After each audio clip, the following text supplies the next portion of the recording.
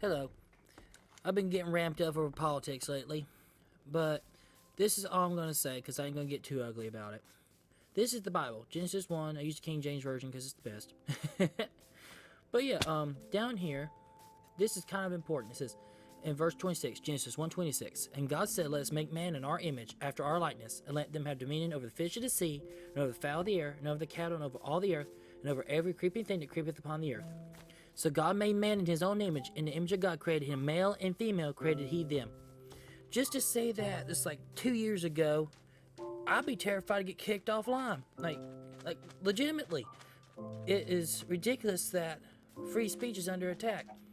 And now in other countries, it's gotten even worse. I'm glad to be here in America where we can still do this.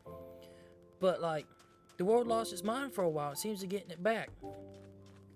But I like to say, if you do not think that God made man in his image and made them male and female, it's like, what else won't you believe in this book? How will that determine your actions? It just makes you think about it, because it's like he made everything, like herb-bearing seeds, stuff like that, for them to eat, and it keeps going on. But you tell what kind of tree something is by the fruit it makes. It's like, well, what happens to people who aren't Christians? How do they act? How happens to people who aren't good people? What comes out of them? And it makes you wonder, like, how some of the thought processes and stuff controls people, or how limiting certain speeches might limit what goes into certain people and what comes out of them after that. It just makes you think about that kind of stuff.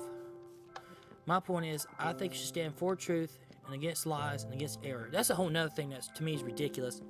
It said spreading misinformation, lies. Say lies. It's easier to spell. It makes you sound like you're an honest person, that you're not a liar, that you're not trying to sound smarter than you actually are. Say lies. Lies, lies, lies. It is ridiculous. Say misinformation.